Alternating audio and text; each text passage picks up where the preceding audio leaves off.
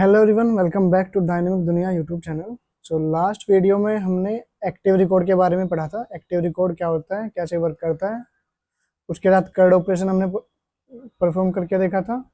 और रिलेशनशिप जो है, मैंने आपको बताया था कि रिलेशनशिप के बारे में हम अगली वीडियो में बात करेंगे। तो इस वीडियो में हम बात करने वाले रिलेशनशिप के बारे में। तो रिलेशनशिप कितने टाइप की होती हैं और मतलब उनको कैसे कैसे यूज किया जाता है। तो रिलेशनशिप जैसे होती है वन टू वन। बेसिकली पहले रिलेशनशिप के बारे में बता देता हूँ ये एक्चुअली होता क्या है। जैसे हमें एक टेबल का डेटा दूसरी टेबल में होता है, मतलब दो टेबल का डेटा रिलेटेड होता है किसी एक प्राइमरी की या फॉरेन की हेल्प से। तो उस चीज को हम जब डेटा फाइंड करते हैं तो उसको रिलेशनशिप ऐसे बोलते हैं। जैसे मतलब कि मल्टीपल टेबल को कनेक्ट करना और उनका डेटा एक ही ऑब्जेक्ट के थ्रू रिटर्न करना। तो ये तीन तरह की रिलेशनशिप होती है वाई2 के अंदर। वन वन टू मैनी और मैनी टू मैनी रिलेशनशिप। तो वन टू वन का एग्जांपल होगा जैसे यूजर है या फिर स्टूडेंट है, स्टूडेंट की प्रोफाइल। एक स्टूडेंट हो गया, स्टूडेंट की प्रोफाइल हो सकती है। तो उसमें एक ही जितने रिकॉर्ड स्टूडेंट टेबल में होंगे उतने ही रिकॉर्ड स्टूडेंट प्रोफाइल के अंदर होंगे, तो वो होगी वन टू वन रिलेशनशिप। और जैसे कि स्टूडेंट है और उसने कितने कोर्स में एनरोल किया है, मतलब स्टूडेंट ने कितने कोर्स में एनरोल किया है, तो क्या होगा, वो होगी वन टू मैनी, मतलब कि कितने स्टूडेंट ने कितने कोर्स में वो किया है, एनरोल किया है। तो उस तरीके से हम, और जैसे मैनी टू मैनी होगी कितने कोर्स, और जैसे स्टूडेंट और कोर्स का वो होता है कॉन्सेप्ट कि स्टूडेंट कोर्स से अलग, जैसे यूजर और पोस्ट हो गया, मतलब एक पोस्ट मल्टीपल कैटेगरीज हो सकती है एक पोस्ट के लिए, और वही सेम कैटेगरी मल्टीपल पोस्ट के लिए भी हो सकती है। तो वो many to many relationship kind होता है। तो एक एक करके हम इन तीनों चारों को समझने वाले हैं कि ये काम कैसे करता है। और उसके बाद हम एक और चीज जानेंगे, जैसे वाई टेबल और वाई वाई ऐसे करके वो होता है। तो सबसे पहले आते हैं कोड के अंदर। कोड के अंदर नहीं, पहले मैंने कुछ डेटाबेस पहले से बना रखा है जो कि हमने लास्ट में भी यूज किया था। स्टूडेंट है तो मैं इसमें थोड़ा डेटा और इंसर्ट कर दिया। स्टूडेंट है, इसका ईमेल, नाम, फ़ोन नंबर और एज, उस तरीके का डेटा। और फिर स्टूडेंट की प्रोफाइल, इसमें स्टूडेंट की प्रोफाइल में स्टूडेंट आईडी है, enrolment number, date of birth, father name, mother name, उस तरह की मतलब काफ़ी सारी चीज़ें हम इसमें ऐड कर सकते हैं जितनी भी रिक्वायर होगी। फिर आता है हमारे पास कोर्स। तो कोर्स है, जैसे इसमें 10 कोर्स दे रखे हैं इन्होंने कि ये एक सिंपल अलग से टेबल है पूरी कोर्स की, जैसे स्टूडेंट अलग से। फिर है एनरोलमेंट। अब इसमें क्या है कि स्टूडेंट कितने कोर्स में एनरोल है, ये टेबल ये बता रही है। और ये टेबल ये भी बता रही है कि कोर्स के अंदर कितने स्टूडेंट है। मान लीजिए कोर्स वन में हमें पता करना है कि कितने स्टूडेंट हैं। Course ID equal to 1। तो ये हो गया कोर्स के साथ वो has many relationship. Course table और एनरोलमेंट टेबल के बीच में होगी हैज मैनी रिलेशनशिप, क्योंकि एक कोर्स के साथ मल्टीपल स्टूडेंट एनरोल हो सकते हैं। जैसे कोर्स वन में यहाँ है तो वहाँ पर 3 था ना, तो ये इस तरीके से है। तो सबसे पहले हम क्या करेंगे, मॉडल बनाएंगे। ये हमारा जो डेटाबेस जहाँ पे हम डेवलपमेंट सर्वर है जो हम यूज करते हैं। तो सबसे पहले हम इन तीनों चारों के मॉडल बना लेते हैं।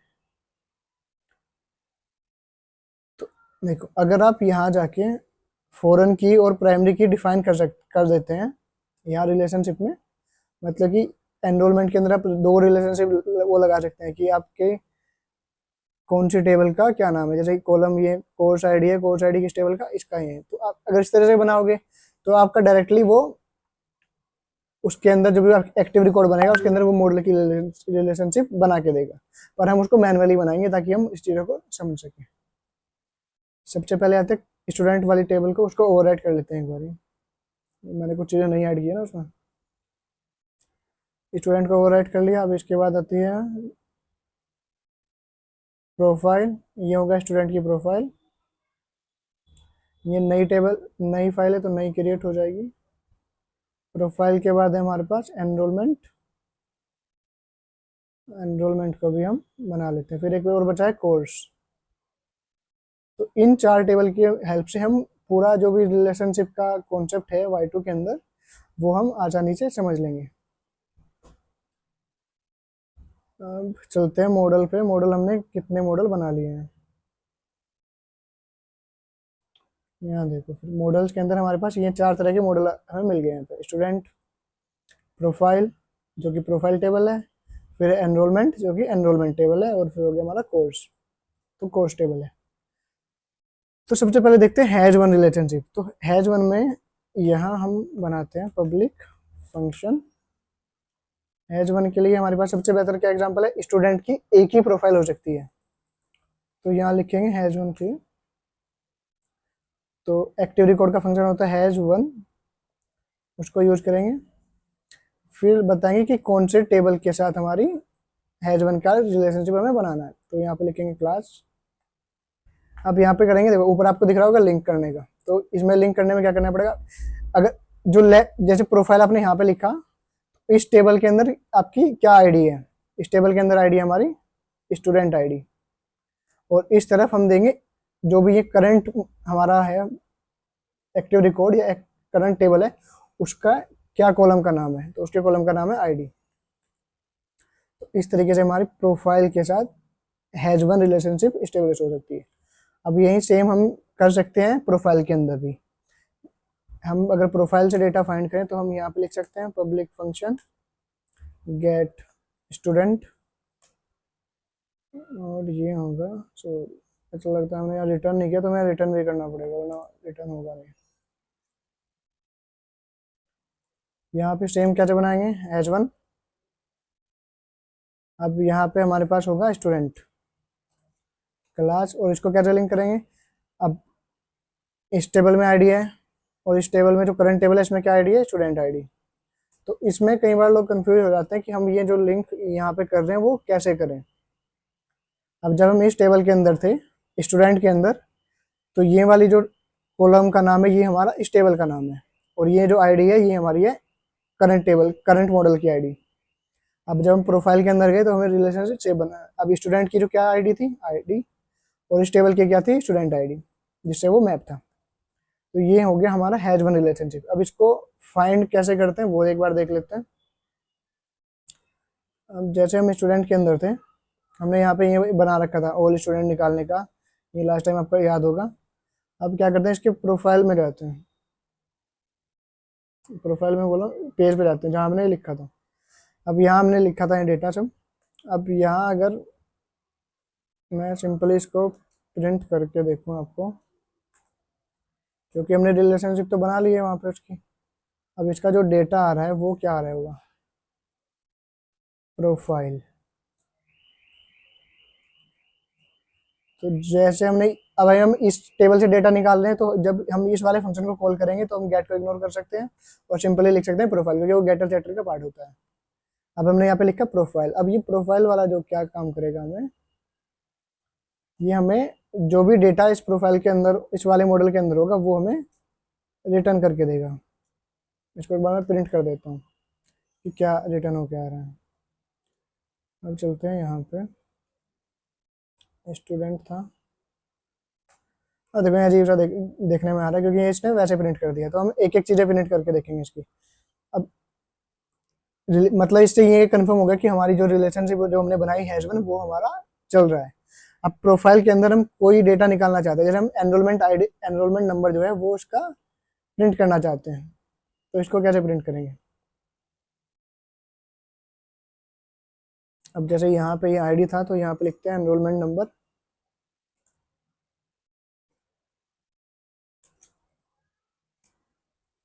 Enrolment number.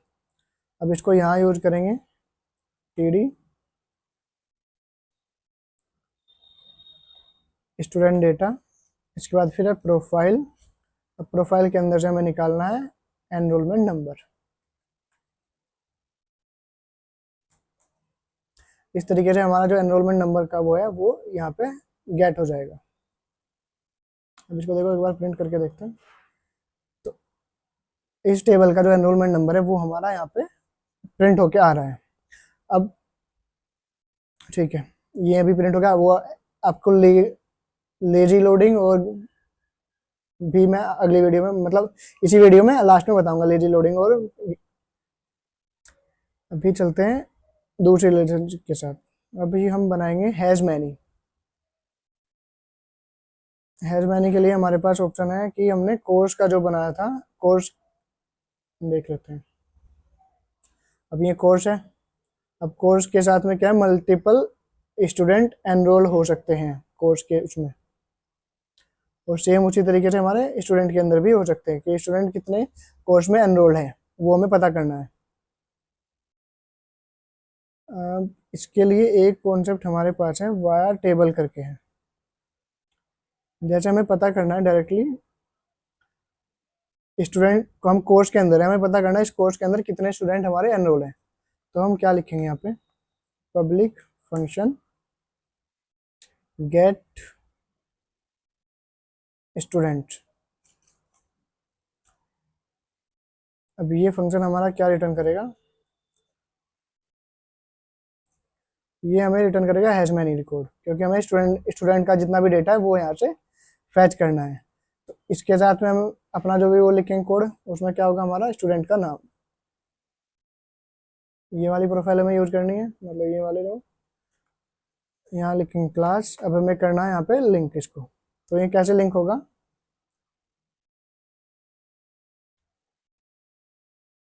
बताओ, ये बताइए कैसे लिंक होगा। ये जैसे है आईडी,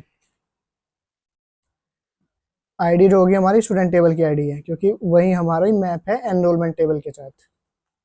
और सेकंड में हमारे पास जो मैं आपको एक बार टेबल उसमें लेके जाता हूँ, यहाँ पे जो है एनरोलमेंट टेबल के अंदर हमारी मैप है किससे, स्टूडेंट आईडी से। तो हमें वो चाहिए स्टूडेंट आईडी। हमने यहाँ से स्टूडेंट आईडी कॉपी किया और यहाँ पे मैप किया इसको स्टूडेंट आईडी से। अभी क्या होगा कि अभी देखो यहाँ पे स्टूडेंट आईडी का जो भी है डेटा वो कोर्स टेबल में तो के अंदर तो है नहीं, वो हम डायरेक्टली ऐसे यूज भी नहीं कर सकते फिर, क्योंकि मैंने यहाँ आपको बताया था कि जो ये इस तरफ का जो कॉलम होता है वो हमारा होता है करंट जो मॉडल हम यूज कर रहे हैं उसका टेबल का कॉलम। लेकिन अभी इस केस में देखो कोर्स के उसमें कोई भी स्टूडेंट आईडी नहीं है, तो इसको यूज करने के लिए हमारे पास एक कॉन्सेप्ट आता है वाया और वाई टेबल।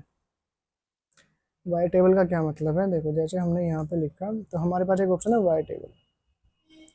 अब इसमें हम क्या करेंगे, इसमें हमें देना होता है टेबल का नाम कि कौन सी टेबल है जिससे हमें इसको लिंक करना है।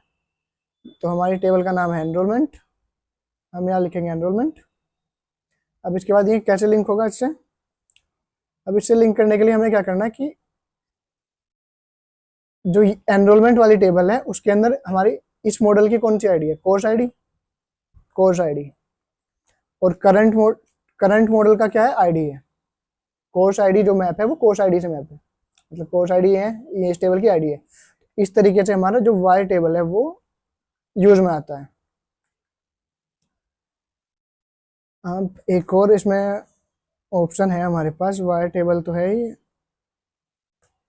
मैं आपको एक और चीज बता देता हूँ वाई टेबल के साथ साथ। हम जैसे वाई टेबल होता है सिंपली वाई भी होता है, इसको मान लीजिए हमने यहाँ पे लिखा पब्लिक फंक्शन गेट एनरोलमेंट्स। हमने यहाँ क्या दिया, हमने इसको बताया कि हमारे पास कितने एनरोलमेंट्स कोर्स के अंदर हो रखे हैं, हमें वो रिटर्न करना है। तो रिटर्न क्या करेगा, ये हैज मैनी हमें रिटर्न करेगा, हैज मैनी रिटर्न करेगा। तो हमें चाहिए एनरोलमेंट की टेबल, एनरोलमेंट की टेबल। इसमें लिखें क्लास, और फिर जो लिंक हमने यहाँ पे किया था ये वाला सेम, वो हमें यहाँ पे चाहिए।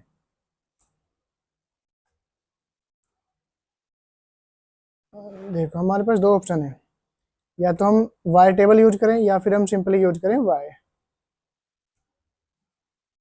इसमें हमें क्या देना पड़ेगा, सिर्फ उस रिलेशनशिप का नाम जिससे हमारा ये पूरा लिंक है। तो आप दो तरीके से वाया और वाई टेबल को यूज कर सकते हो।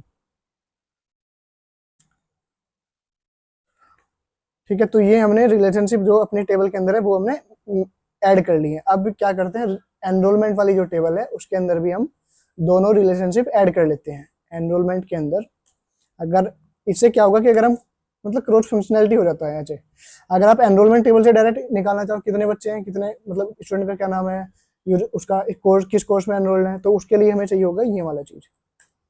अब यहाँ पे हमें, क्योंकि एनरोलमेंट के अंदर तो सिर्फ एक ही आईडी है और ये एक आईडी किसी कोर्स से और या किसी स्टूडेंट से मैप है, तो उसके लिए हम यूज करेंगे हैज वन। तो यहाँ पे आएगा हमारे पास हैज वन।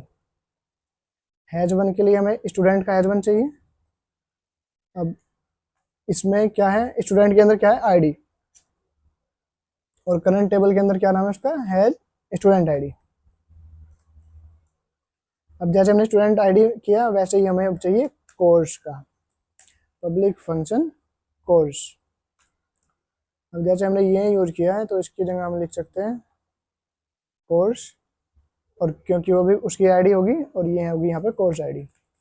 तो अब इससे क्या फायदा होगा, आपका जो कोड है वो क्रॉस फंक्शनैलिटी हो गया है। मतलब कि अगर आप एनरोलमेंट टेबल से डेटा फैच करो और तब निकालना चाहो कि कितने स्टूडेंट हैं या कितना किस स्टूडेंट का डेटा है, किस कोर्स का डेटा है, तो उससे इजिली निकाल सकते हैं। अगर आप कोर्स से डायरेक्टली निकालना चाहो कितने स्टूडेंट हैं, वो भी आप निकाल सकते हो। और जैसे हमने यहाँ पे किया कोर्स के साथ में, हम स्टूडेंट टेबल में भी कर सकते हैं कि हमें स्टूडेंट टेबल से पता लगे कि कितने हमारे पास कोर्स हैं। तो इसके लिए हम क्या करेंगे, सबसे पहले क्योंकि ये मल्टीपल है तो हमें यहाँ रिटर्न करना है, हमें यहाँ यूज करना है has many, $this has many. Has many हम किस चीज के लिए यूज करेंगे, कोर्स टेबल का। तो हमने यहाँ पे यूज किया कोर्स टेबल क्लास। अब इसका जो लिंक होगा वो कैसे होगा, क्योंकि इसके अंदर आईडी है और आईडी किससे मैप है, कोर्स आईडी से। अब देखो डायरेक्टली जो सेम केस अभी हमारा कोर्स के साथ कोर्स टेबल मॉडल के अंदर था कि स्टूडेंट आईडी एग्जिस्ट नहीं करती, और सेम अभी केस है कि हमारे पास कोर्स आईडी एग्जिस्ट नहीं करती। तो इसके लिए हमें फिर से यूज करना पड़ेगा ये वाला कॉन्सेप्ट, वाया और वाई टेबल। दोनों तरीके से यूज कर सकते हो, पर मैंने यहाँ पे यूज किया है वाया ये, और मैं उस कोर्स के अंदर यूज करूंगा इसको अलग तरीके से। जैसे मैंने यहाँ पे लिखा, मैंने इसको यूज किया एनरोलमेंट जो टेबल है हमारी, और कोर्स आईडी की जगह होगा हमारे पास स्टूडेंट आईडी। इस तरीके से जो भी हमारी रिलेशनशिप बनी थी, जो हमने डेटाबेस के अंदर देखी थी, तो वो रिलेशनशिप हमारी यहाँ पे बन के आ गई है। अभी बस हमें इसको डायरेक्टली कोड को देखना कि हम किसको यूज कैसे कर सकते हैं। जैसे हमने यहाँ पे कोर्स का जो डेटा निकाला था, इस पर आते हैं वापस से।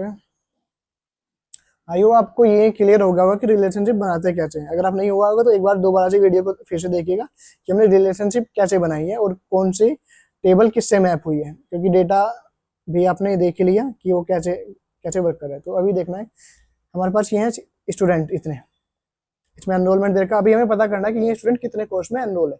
सिंपली काउंट निकालेंगे, ज़्यादा कुछ नहीं करेंगे। अभी यहाँ चलते हैं व्यूज के अंदर, लेआउट, स्टूडेंट। तो एनरोलमेंट के बाद हम यहाँ लिखाएंगे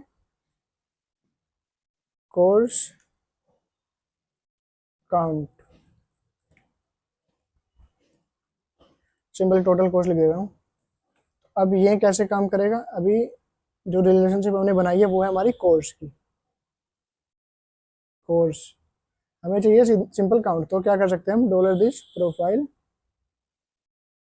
और यहाँ पे हम निकालेंगे count.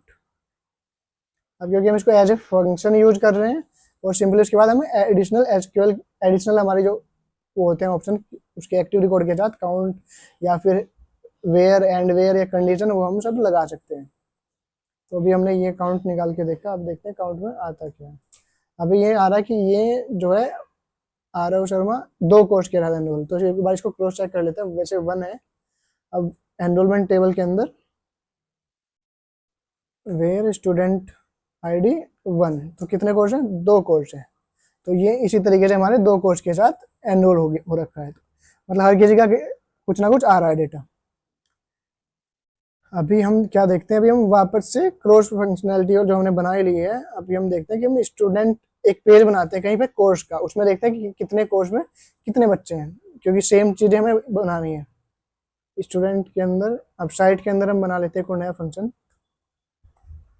Public function action course.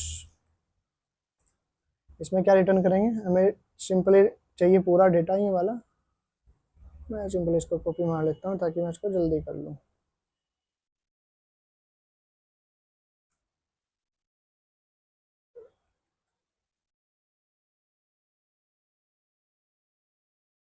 ये हो गया हमारा कोर्सेज,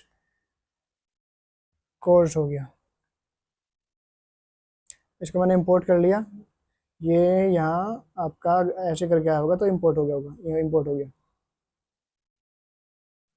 अभी हमें क्या चाहिए, यहाँ पे एक पेज बना लेता हूँ कोर्स का। अब जैसे स्टूडेंट टेबल थी, हमने सिंपली इसको कॉपी कर लिया है और यहाँ पे पेज बना दिया है कोर्स का। कोर्स का पेज बनते ही सबसे पहले तो ये वाली चीज़ हटा देते हैं क्योंकि इसकी ज़रूरत नहीं है हमें। यहाँ पे मैं लिख देता हूँ S2 में कोर्स।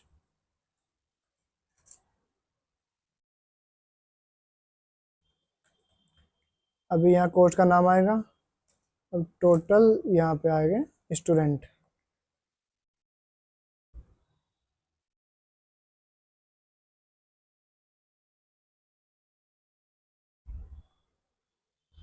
देखो आईडी है, इसको हटा देते हैं, एनरोलमेंट से हटा देते हैं। कोर्स के अंदर कोर्स का क्या नाम है एक बार देखना पड़ेगा। जैसे कोर्स है, कोर्स टेबल में क्या नाम है, कोर्स नेम है, तो हमें ये वाला चाहिए। तो यहाँ पे हमने आईडी लिखी, कोर्स नेम लिखा। अब हमें क्या बताना है कि कितने स्टूडेंट हैं हमारे, क्योंकि ये टेबल का रिलेशनशिप तो हमने बना ही ली थी। हमें यहाँ निकालना है कितने स्टूडेंट्स हैं इसके अंदर। अब जैसे हमने ये बनाया था ना कोर्स, तो हमें ये बनाना चाहिए था कोर्सेज, क्योंकि ये हैज़ मैनी है। तो अब अगर मैं इसको अपडेट मार देता हूँ अपने टेबल के अंदर, क्योंकि हैज़ मैनी है, तो हैज़ मैनी को बनाइए कोर्सेज के, और जो सिंपल हैज़ बने तो उसको सिंगुलर फॉर्म में लिखिए। अब जैसे कोर्स हमने बना लिया, अब इसको एक बार पेज को जाके देखते हैं कि ये दिख कैसे रहा होगा। स्टूडेंट है, हमें यहाँ चाहिए था कोर्स। आपने देखा इस कोर्स में इतने बच्चे हैं, इस कोर्स में इतने बच्चे हैं, तो इस तरीके से हमने ये एक पेज पूरा बना लिया है जहाँ हम सिंपली ये दिखा रहे हैं कि कितने स्टूडेंट हैं हमारे किस कोर्स के अंदर। तो हर एक के साथ एक इसमें वन में इतना है। एक बार क्रॉस वेरीफाई करने के लिए क्या करेंगे, आईडी वन में कितने बच्चे हैं हमें ये पता करना है। तो एनरोलमेंट टेबल के अंदर कोर्स आईडी वन में कितने बच्चे हैं, तो उसमें तीन स्टूडेंट हैं, तो तीन स्टूडेंट हमारे यहाँ पे काउंट होके आ रहा है। तो इस तरीके से हमारी जो रिलेशनशिप है वो वर्क करती है। अभी ये सब आपने देख लिया, अब वापस से आपको एक चीज़ अलग से और बताता हूँ मैं। जैसे हमारे पास स्टूडेंट है, अब हम पढ़ते हैं कि इसके अंदर कोई कंडीशन कैसे लगा सकते हैं। कंडीशन इन द सेंस, जैसे हम स्टूडेंट के अंदर तो हमने रिलेशनशिप यहाँ पे बना रखा है, हम अगर चाहें तो यहाँ पे वेयर कंडीशन भी लगा सकते हैं। सिंपली जैसे हम वहाँ लिखते हैं तो वो फिल्टर होके ही डेटा हमारा आएगा, और ये तब तक काम करेगा अगर हम इसको सिंपली यूज कर रहे हैं ऐसे कोर्स के साथ में। अगर हमने ऐसे यूज करना स्टार्ट कर दिया तो वो जो कंडीशन हमारी है वो वेस्ट हो जाएगी। ये जो यहाँ पे लिखा है मतलब इसका कोई मीनिंग नहीं रहेगा, ये सिर्फ एज ए रिलेशन काम करेगा, लिंक काम करेगा ऐसे। तो आप यहाँ पे ऐसे कुछ भी लिख सकते हो। जैसे मान लीजिए आपको चाहिए, अभी तो स्टेटस इसमें है नहीं, बट हम यहाँ पे कर सकते थे कि स्टेटस जो भी स्टेटस है वो वन वाले ही आए, उस तरीके से। ठीक है, अभी मैं आपको क्या दिखाने वाला था वो है स्टूडेंट टेबल हमारे पास है, 20 स्टूडेंट है हमारे पास। अब मैं आपको एक कॉन्सेप्ट बताता हूँ लेजी लोडिंग और ईगर लोडिंग का। तो इन दोनों में मतलब थोड़ा काफ़ी अंतर होता है। स्टूडेंट जब ये हम डेटा निकालते हैं तो इसका मतलब है कि ये n+1 जो क्यूरी होती है, प्रॉब्लम होती है, उसको सोल्व करता है। अगर हमारे पास 20 रिकॉर्ड हैं अभी, तो इन 20 रिकॉर्ड के लिए हमारा कितना एसक्यूएल क्यूरी चलना चाहिए। तो वो लेजी लोडिंग मतलब कि अगर आप एक लेजी लोडिंग में कितना हमें डेटा जो वो है वो चलना चाहिए। तो मैं इसको एक बार इसको हटा देता हूँ ताकि जो हमारा वो है, एक मिनट में आपको क्लियर करता हूँ लेजी लोडिंग को।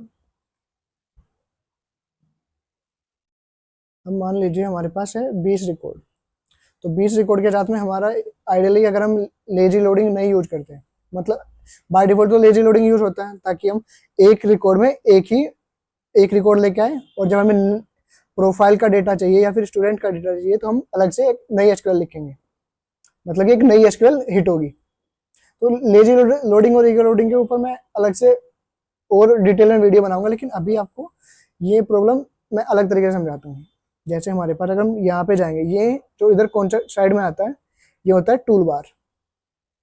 इस टूल बार में क्या होता है, हम ये देख सकते हैं कि हमारे पास कितनी एसक्यूएल क्यूरी चल रही है, क्या कॉन्फ़िगरेशन है इस एप्लीकेशन की, क्या रिक्वेस्ट है, कि रिक्वेस्ट में क्या सेट है, सेशन में क्या सेट है, सर्वर के अंदर क्या क्या डिटेल है, वो सब चीज़ें हम यहाँ इसके अंदर देख सकते हैं। कौन सा इवेंट कब चल रहा है और कितने, मतलब इस रिक्वेस्ट के साथ में कितने इवेंट चले हैं, वो सब आप यहाँ पे देख सकते हैं। तो इसके बारे में तो बताने में बहुत टाइम लग जाएगा, पर अभी जो मैं कॉन्सेप्ट आपको समझाने की कोशिश कर रहा हूँ उसको देखते हैं। अभी हमारे पास स्टूडेंट की टेबल है, देखो ये स्टूडेंट का डेटा है। तो आइडियली क्या होना चाहिए था, अगर हम ज्वाइन यूज नहीं कर रहे हैं, एक रिकॉर्ड है 20 रिकॉर्ड है, तो इनके साथ में हमारी सिर्फ 20 ही एसक्यूएल क्यूरी। अभी क्या होगा, 20 रिकॉर्ड है तो 20 प्रोफाइल के लिए चलेंगी और 20 चलेंगी कोर्स को काउंट करने के लिए, तो 40 एसक्यूएल क्यूरी होगी। और एक एसक्यूएल क्यूरी चलेंगी इसके लिए, तो 41 एसक्यूएल क्यूरी हमारी है जो इस एक सिंपल टेबल को प्रिंट करने में यूज हो रही है। अभी आप यहाँ पे देखोगे तो ये, अगर आपका डेटा कम है तो ये परफॉर्मेंस में कोई फर्क नहीं पड़ेगा। अगर आपका डेटा लाखों में है, मिलियंस में है, तब आपका ये चीज़ें बहुत इफेक्ट करेगी। आप इस एक सिंपल टेबल को प्रिंट करने के लिए 41 एसक्यूएल क्यूरी नहीं चला सकते। अब जैसे यहाँ पे देखो, एक सिंपल एक टेबल, एक ये चल रही है यहाँ पे, पहले डेटा निकाला सारा। अब डेटा के बाद फर्स्ट वाले की प्रोफाइल निकाली, और फिर एनरोलमेंट के अंदर से डेटा निकाला, उसके अंदर से वेयर लगाया।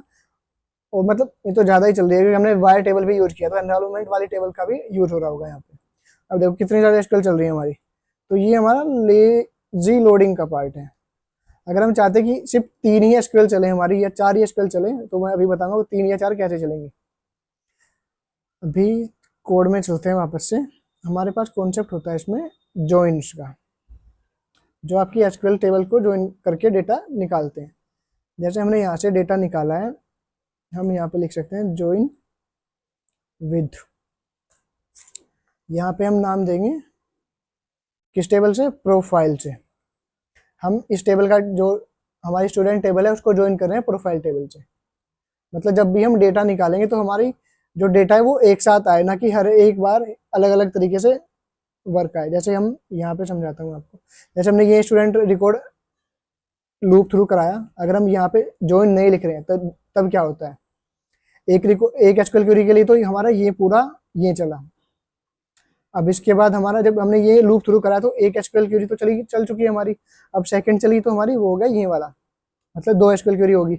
अब इसके लिए 2 इसके लिए चल रही हैं, एनरोलमेंट टेबल से फाइंड करना और फिर कोर्स के अंदर से फाइंड करना। तो 2 एसक्यूएल इसके लिए चल रही है, तो 3 एसक्यूएल चल रही है हमारी इस एक लूप के अंदर। अगर हमने अब यहाँ पे लिखा ज्वाइन विद, तो अब ये क्या करेगा, ये एक एसक्यूएल से तो निकालेगा इसका डेटा और एक एसक्यूएल से निकालेगा प्रोफाइल टेबल का डेटा ज्वाइन करके। तो अब हमारे पास पूरी इस 20 रिकॉर्ड को प्रिंट करने में जो एसक्यूएल क्वेरी चलेंगी हमारी, वो चलेंगी सिर्फ 2 तो इसके लिए चलेगी, और 21 तो ये चलेगी 23 नहीं चलेंगी, क्योंकि 20 और 20 इसके चल रही है, 41 चल रही है। 20 है तो 40 इसके लिए चलेगी, और हमारी 2 एसक्यूएल तो 42 एसक्यूएल क्वेरी चलेगी अभी भी, क्योंकि हमने ये देखा नहीं था कि इसमें वाई टेबल यूज हो रखा है, तो उससे पहले ये चल रहा था यहाँ पे 20 अलग से करो और प्लस अलग से, पहले इतनी एसक्यूएल क्वेरी चल रही थी। लेकिन अभी हमने ये यहाँ पे ज्वाइन यूज किया है तो उसको एसक्यूएल क्वेरी को रिड्यूस किया है, तो इसके साथ में ये चलेगी हमारी 2 एसक्यूएल क्वेरी। अब इतनी एसक्यूएल क्वेरी चल रही है। अब एक बार इसको कंफर्म करने के लिए देख लेते हैं, यहाँ पे आते हैं। मैंने यहाँ पे ज्वाइन लिख ही दिया है। अब यहाँ देखो डीबी है, एक एसक्यूएल क्वेरी चली है लेफ्ट ज्वाइन के लिए, एक चली है डेटा को पूरा निकालने के लिए, वो नीचे होगा कहीं। जैसे प्रोफाइल से डेटा निकाला हमने, तो सिर्फ 2 ही एसक्यूएल क्वेरी चली है। अब ये देखो ये कितनी कम हो गई है, बाकी सब बची है एनरोलमेंट और कोर्स के लिए बची है। अगर मैं उसको आपको हटा के दिखाऊं तब आपको लगेगा कि हाँ हमने ये इतना डेटा यहाँ पे यूज किया है। अगर मैं इसको एक बार हटा देता हूँ, अभी आप एसक्यूएल क्वेरी में अंतर करना, मैं इसको नई टैब में खोलता हूँ, या नई टैब में जब खोला इसको, तो अभी स्टूडेंट की एक एसक्यूएल क्वेरी चली है, एक प्रोफाइल के लिए चली है। और अब देखो enrolment course profile, enrolment course profile, तो इस तरीके से देखो कितनी सारी एसक्यूएल क्वेरी चल रही है। और जब हमने यहाँ ज्वाइन के साथ यूज किया तो इतनी कम एसक्यूएल क्वेरी चल रही है। अभी हम इसको और कम करेंगे कि ताकि हम कोर्स वाली टेबल का भी ज्वाइन करें। ये यहाँ पे कर लिया हमने। अब यहाँ पे हम ज्वाइन करते हैं कोर्स टेबल से भी, कोर्सेज टेबल से सॉरी, जो हमारी कोर्सेज टेबल है वो। अब इस केस में हमारी कितनी एसक्यूएल क्वेरी चलेंगी? मेरे हिसाब से शायद 3 चलनी चाहिए, नहीं 2 हो गया ना, 3 या 3 नहीं 4 चलेंगी, 4। ठीक है, देखते हैं अभी कितनी एसक्यूएल क्वेरी चलेंगे हमारी, क्योंकि हमने जो यहाँ पे यूज़ कर लिए हैं।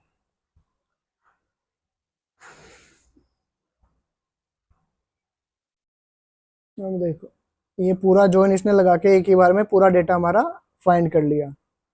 अभी प्रोफाइल के अंदर से, और फिर एनरोलमेंट टेबल से, फिर कोर्स के अंदर से। बस ये 4-5 एसक्यूएल क्वेरी ही चल रही है हमारी, बाकी वो सब एनरोलमेंट के अकॉर्डिंग चल रही है उस तरीके से। तो इसको और कम करने के लिए 1 मिनट, और वो क्या कर सकते हैं, जैसे हमने यहाँ पे कोर्सेज यूज किया है,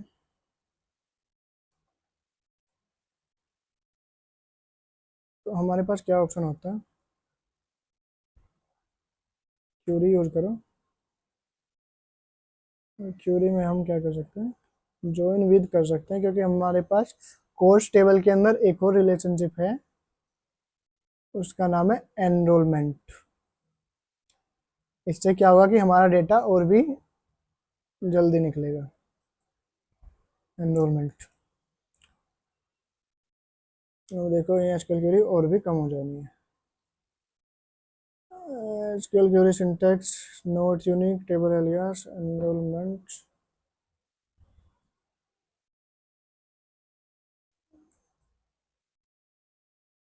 अच्छा, ये क्योंकि यहाँ पे हमने एनरोलमेंट यूज किया है ना, तो उसकी वजह से वो, और वो कर रहा है क्योंकि उसको टेबल का नाम नहीं मिल रहा है।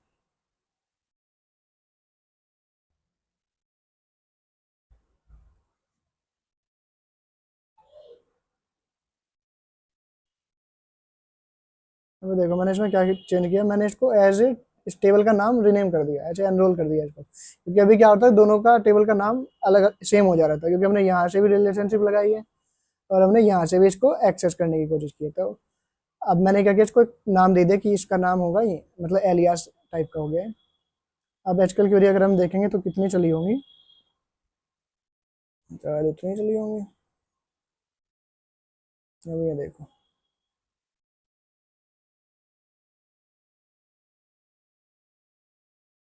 अच्छा ये इसलिए चल रहा है क्योंकि हमने इसको यहाँ पे वैसे यूज किया है काउंट पे, क्योंकि कोर्स टेबल के अंदर हमने इसको एज ए काउंट यूज किया है। अगर हम यहाँ पे यूज करें इसको,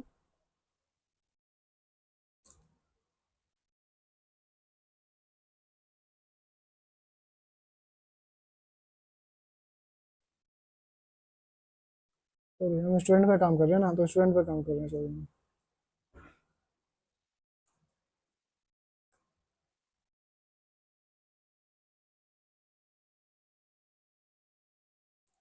पर ये सही तरीका नहीं, क्योंकि मेमोरी ज़्यादा ले लेता है।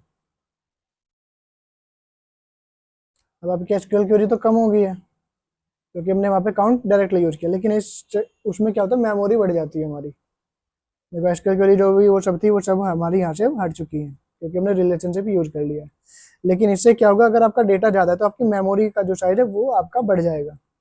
तो आपको उस तरीके से काम करना है ताकि आपका मेमोरी भी कम यूज हो और आपकी पेज की परफॉर्मेंस भी ज़्यादा हो। तो ये था ईगर लोडिंग और लेजी लोडिंग में जो इनको यूज कैसे करते हैं।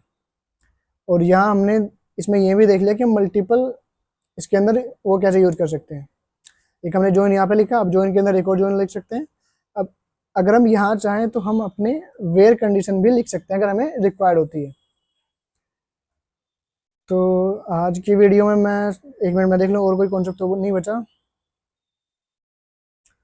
नहीं, आज की वीडियो में इतना ही। मतलब हमने रिलेशनशिप जो है, एक्टिव रिकॉर्ड रिलेशनशिप के साथ जितने भी कॉन्सेप्ट थे हमारे, ऑलमोस्ट हमने सब कुछ क्लियर कर लिया है। तो अगले वीडियो में हम बात करेंगे फॉर्म के साथ वैलिडेशन की, मतलब बेस मॉडल हम यूज कैसे करते हैं उसको, और जो एक्टिव फॉर्म है वो कैसे बनाते हैं, उसको वैलिडेट कैसे करते हैं। अगली वीडियो में हम वो देखने वाले हैं। तो आज की वीडियो अगर आपको पसंद आई हो, आपको कुछ नया सीखने को मिला हो एक्टिव रिकॉर्ड में, तो इस वीडियो को जरूर लाइक कीजिए, चैनल को सब्सक्राइब कीजिए। बाय।